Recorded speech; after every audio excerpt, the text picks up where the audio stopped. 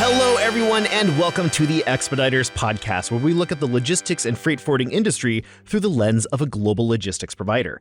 I'm your host, Chris Parker, and today's topic, we are talking about forced labor. We'll talk about legislation that's preventing goods made with forced labor to enter the U.S., what other countries are doing, and what importers must keep in mind to prevent detainment, fines, and ultimately damage to their reputation. So joining me today is our Global Director of Government Outreach, Brenda Smith. Brenda, welcome. Thanks, Chris. It's great to be here. And it is a pleasure to have you here. I was wondering before we get started with our topic, if you could walk through your career before Expeditors and what you do now as Global Director of Government Outreach.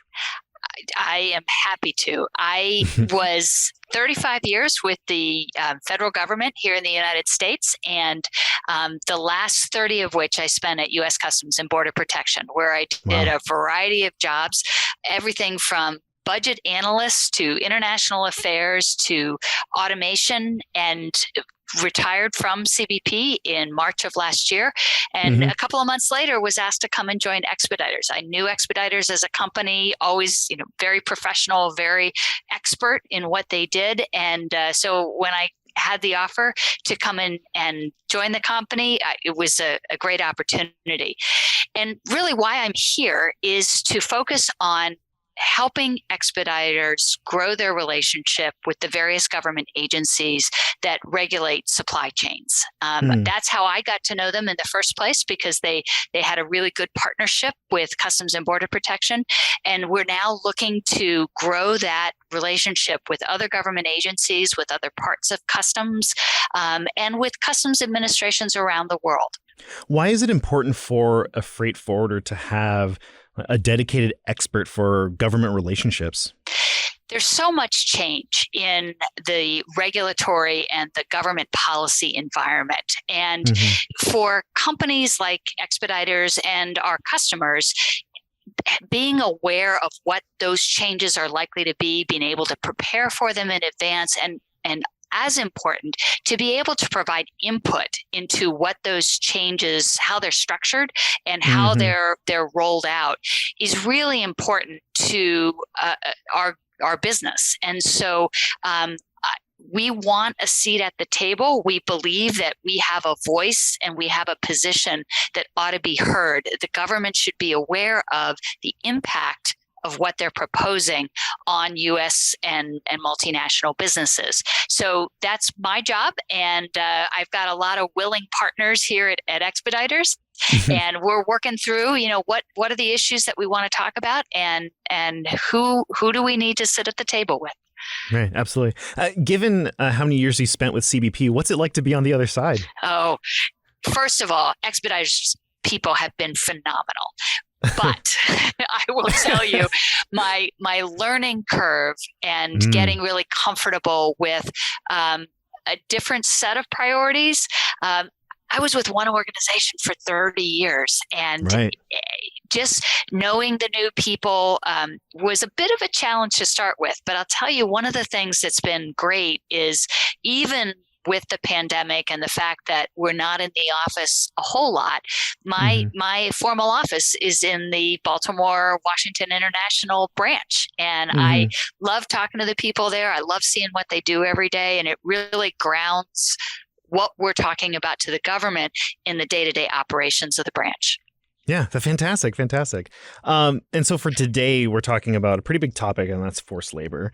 So why don't we go ahead and get into it? I wanted to know, first and foremost, what is going on right now that's got us talking about forced labor? Why is this a topic now? People are laser focused on their supply chains and the aspect of forced labor, because in December of 2021, Congress passed a new law, the Uyghur Forced Labor Prevention Act, which I generally refer to as the Uyghur Act, which essentially said that any goods that were made with forced labor or came from the Xinjiang Uyghur Autonomous Region, which is a portion of Northwest China, were assumed to have been made with forced labor, and thereby needed to be excluded from the United States. In other words, any product or product made with something from that part of the world were not going to be allowed into the U.S. The challenge with that is really hard to get visibility into the goods that come out of Xinjiang. At a first level of supplier, you know who those suppliers are if you're the U.S. importer, because you're often ordering directly from them. But the law requires you to know your supply chain all the way back down to that basic raw material or something mined, pulled out of the ground, or grown on a farm. And very often, U.S. importers aren't able to get the visibility back through 4 or 5 tiers in their supply chain. It kind of gets muddied after that. It's harder to get the details there, right? It does. And a lot of times, one of the focus areas has been cotton. And cotton grown in Xinjiang, there's a lot of it. But there's a lot of cotton grown in other parts of the world.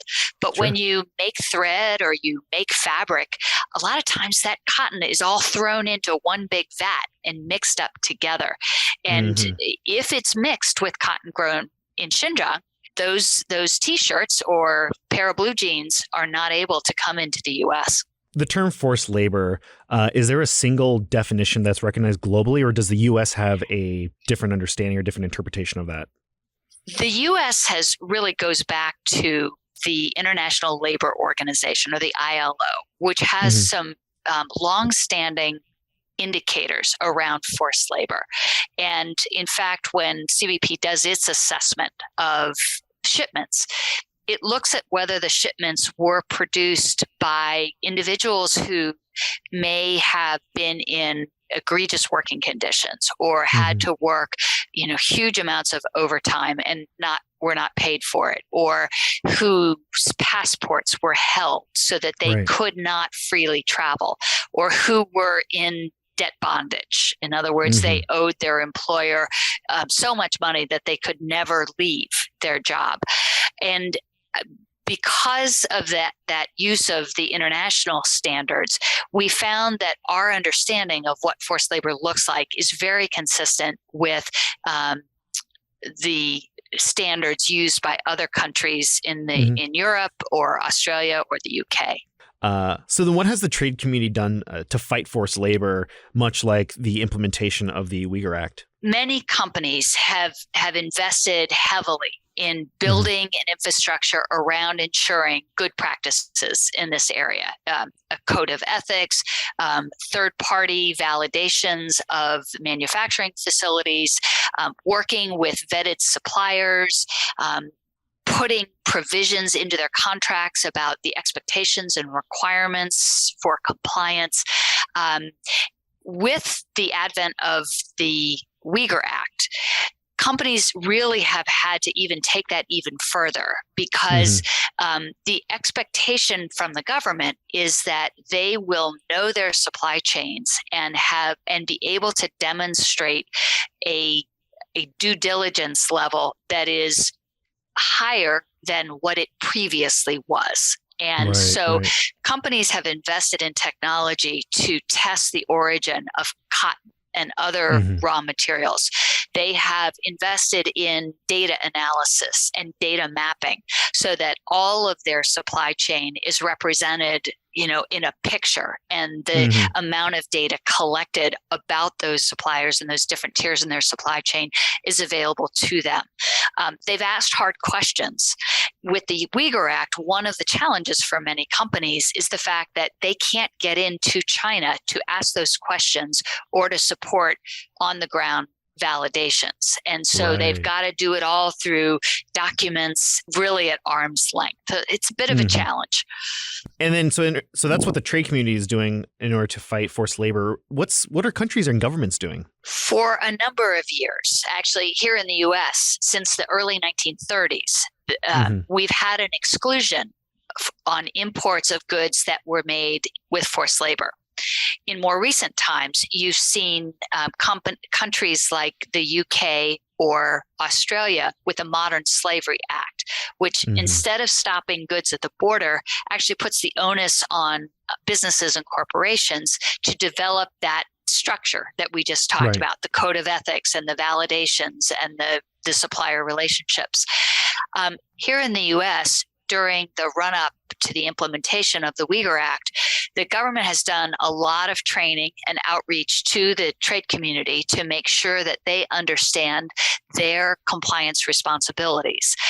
They've been pretty clear that what their authorities allow them to do, which is to detain goods and then ask for evidence that the goods were not produced with forced labor. But I will tell you, the trade community overall is still looking for good guidance and good direction on exactly what the requirements are to comply with the new act. So then who would you say is driving all of this and being a real force for change and understanding and more attention towards stopping forced labor? I think on the surface, it's a coalition of U.S. government policy officials, the U.S. Congress that has taken a real interest in this area, and non-governmental organizations. But I think at the root of it all is the consumer that is demanding more visibility and a higher standard around labor practices. Would you say that the U.S. is leading this movement to fight forced labor? Are there other countries doing their part and leading the charge? The U.S. model for fighting forced labor with stopping goods at the border is unique at this point. No other country up until the U.S.-Mexico-Canada agreement was put into place took this approach. What we see now, though, is a lot of interest from other countries, particularly in Europe. And it is likely that we will see similar legislation come out of Europe in the next few years. So the stopping of goods at the border, that's a uniquely U.S. thing? It is. And it was really very creative, I think, back in the 1930s when the issue, frankly, at that point was a little less about human rights and more about U.S. competitiveness. So think about it. U.S. businesses trying to produce a product and trying to sell it at a reasonable price, but they're in competition with goods that were made elsewhere by people that didn't have to be paid or were paid much less than what they might be paid here in the United States. They couldn't compete. And so Congress passed a law to support U.S. competition at that point. And while over time, that competitiveness approach has been joined by the human rights aspect of it. And that's a lot of times what gets the ink these days. It is still a competitiveness issue. Where does an importer get this kind of proof, and how do they know that they're showing the right stuff when asked to provide proof? Great questions. So companies have, for the last couple of years, really been investing heavily in this area, particularly in sectors the government has already indicated are at high risk of forced labor, like cotton and apparel goods, tomato products, and polysilicon products. And so they have done and are really leading the way, I think, in their due diligence efforts. But they have indicated that they're having to find new tools, whether it is the technology to test origin, whether it's sophisticated data mapping, whether it's satellite photography. But at the end of the day, what importers really need to be able to do is to explain to Customs and Border Protection how their supply chains work. They need a story that lays it out clearly. They don't need to dump 15 boxes of documents on them. They need to be able to show that they've got a system in place that stops goods and stops forced labor. Otherwise, what happens? Could you what happens when while that's being done? Because that has to be held, right? Right. So typically what happens is as CBP is reviewing the advanced electronic information about the shipments coming to the U.S., they're going to target specific shipments that they believe are likely to have used forced labor or to come from Xinjiang under the new law, and they will stop the shipment. They will detain it and then send a note to the U.S. importer and the broker and say, we've got 30 days, or you have 30 days to come and show us evidence that, in fact, this particular shipment is clean of forced labor. And 30 days sounds like a really long time. I was just about to say it does not. No, it is it is not a long time. I mean, think about what goes into that. If you don't have the documents at hand, you've got to get them. And even in the days of email, documents still don't flow that quickly. A lot of times you've got to get them translated. A lot of times you're in a couple of rounds of document exchange because you don't know exactly what CBP is going to be looking for. And I think it's going to take us a little bit of practice. So the first couple of months after the June 21st implementation date, I think are going to be a bit of a shakedown cruise. And the trade community will begin to understand what CBP is really looking for, and CBP will be a lot better about articulating what the key documents are. We might never get that checklist, but I think we'll get a better understanding of what is needed to convince CBP.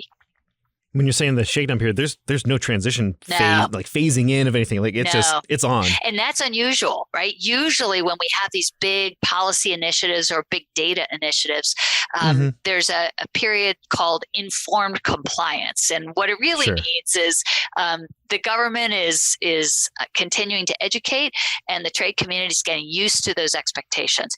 There is no informed compliance period. Congress didn't build it into the law and specifically said, nope, you got 6 months, which they felt was sufficient period of time. And then it's go live. And we'll see. They're ready. But I don't think what we're going to see are, 1,000 shipments detained on day one. But I think they're going to ramp up, and we should be prepared for that. What are the penalties then that importers are facing here? I mean, is there a strike system? Like, is it you learned your lesson once, don't do it again? What happens if importers have been found to be not compliant? So big red flag for CBP. Of course, they keep good records. That's what all those electronic systems and the collection of the data is really all about. The initial impact is really you don't get to bring your goods into the United States. You either choose to or are required to re-export those goods to somewhere else if there's any question that you don't meet clear and convincing evidence that your supply chains are clean. If you do it a couple of times, your shipments are likely to be stopped time and time again. So you're never going to be able to bring them in. If you do it a couple of times and you're clearly still not compliant, CBP can issue penalties, which was going to hit importers in the pocketbook. The other thing that we have just recently heard from CBP is that if you are suspected of evasion, in other words, you're bringing goods in that were manufactured in Xinjiang or clearly had a connection to Xinjiang, and you relabeled them with a country of origin somewhere else. And CBP finds out those goods can be seized. So you're not allowed to re-export them, and you lose the goods and you pay the price for those goods. They just take it right out of circulation. That's exactly it can't get moved anywhere else. Wow. Yeah. Wow. Geez. I heard mention of an entity list. This is like the naughty list, right? of the Uyghur Act. Could you talk a little bit more about that? Yeah. So the legislation itself set up an interagency community around the implementation of this new law.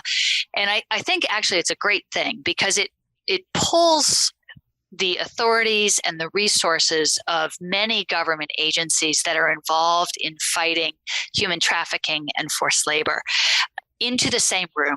And it really puts them on notice to collaborate and to work together to bring really the best efforts of the U.S. government to bear on this issue. One of the requirements of this interagency group is the production of an entity list. And for those that are involved in the export world are very familiar with entity list and sanctions list. And this is kind of a similar approach. And it's trying to communicate the knowledge of the federal government to the private sector around who are the bad guys and who needs to be identified as a risky entity to do business with.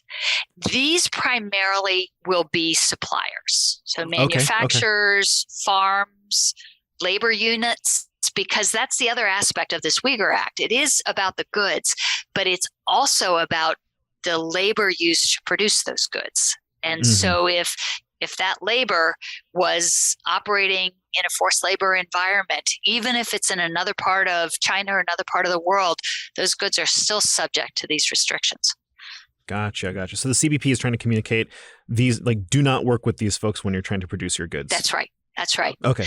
Yeah. But That's a far more productive approach. It is, but I'll tell you, Chris, the other thing to be careful of is that often companies that are on a list like this will morph. And so they'll take on a new name or a new physical location.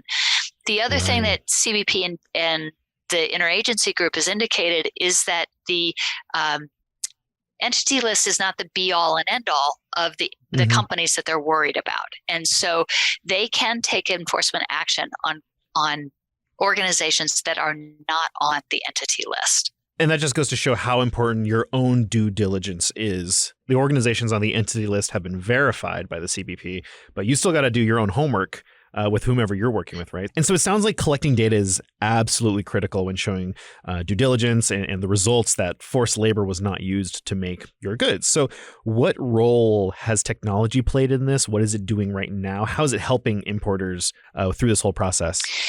From a couple of aspects. I think we've already talked about the origin testing and the DNA testing technology, which is, I think, getting a much broader use because now there's a good use case for it. I think the other type of technology that's been really useful is data analytics. In this instance, with the restrictions on the access to facilities and production in Xinjiang itself, people are relying on the data. And so using analytics to map where the risk is based on a variety of factors, known relationships to certain umbrella organizations, production of certain products, physical location close to labor facility is all things that can be fed into an analytics machine or formula and dashboarded out. And I think that there are a lot of companies that are providing that information to U.S. importers to help them sort of sort through, well, where's my greatest risk and what do I need to focus on? So then as Global Director of Government Outreach, are you working with customers at all? I am.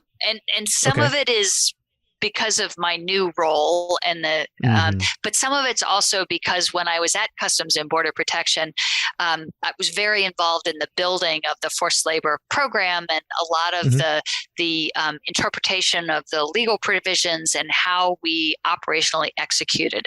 But we also did a lot of outreach when I was at CBP. So just trying to continue that so that customers really understand what the responsibilities are and to help them, again, focus on where their risk is. So then what would you say are some surprises that you've identified in your conversations with customers regarding this topic? I'm a big believer that the private sector and the government needs to be talking to each other. Sure. When we don't talk to each other, there's so much opportunity for either misunderstanding or lack of understanding. And I am amazed at the hesitation that I sense from a lot of customers that are either unwilling or just have never thought about the opportunity to sit down with the government and have a conversation, both to raise an issue that is of concern, something's not working the way it's supposed to, or the customer doesn't understand why the government is taking a particular path. But I think the other thing that is almost more valuable is by helping the government understand private sector reality. I'll use myself as an example. Sure, I worked for the government my whole career. My most impactful days were those that I spent in a factory or watching a line of trucks try to get across the border, or in a shipping terminal, where they were trying to move, just stacks of containers, because that gave me real understanding into how trade really moved, what some of the challenges were, and what some of the opportunities were. If the government doesn't understand the working environment, they're not going to see the challenges and the opportunities, and they're not going to see why what they're asking for is so difficult or expensive. At the end of the day, the people at CBP that do trade, they want U.S. businesses to succeed.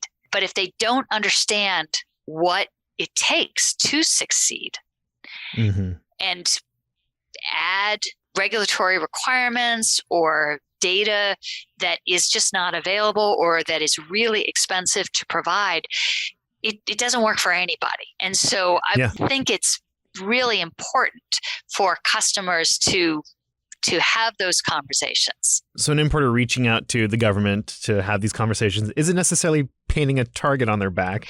They're providing also good feedback to CBP so that they can probably define and really nail down the details that they are looking for in order to combat forced labor.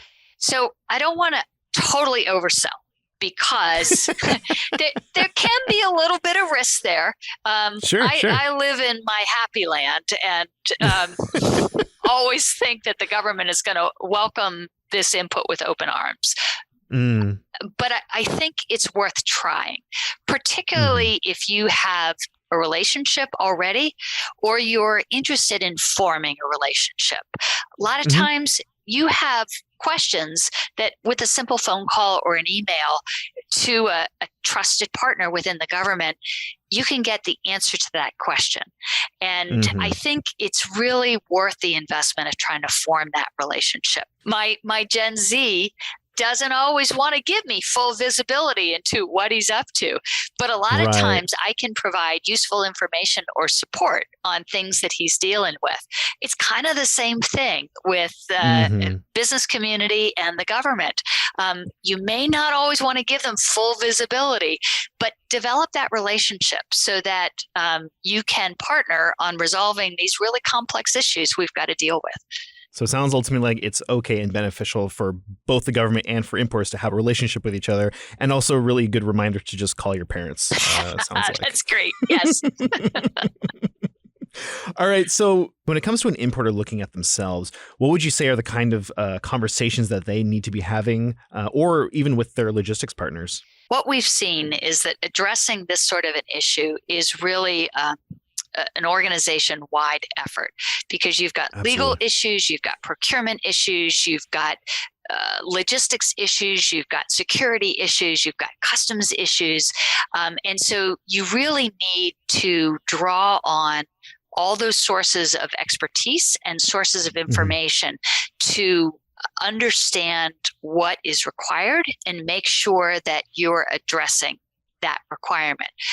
Often you'll even want to pull in your communications team or your investor relations team, because very often they can help you put that information that you've gathered and the investment that you've made in meeting the standards into explaining exactly who you are as a company and what efforts you've made to address this issue. A lot of folks have a good story to tell if they've made the investments in things like supply chain mapping, understanding where their risks are.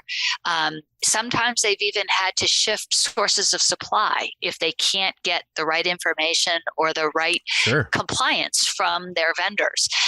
So it does take a really collaborative effort around this, but these are human beings we're talking about, and making that investment, it makes a big difference in a lot of people's lives.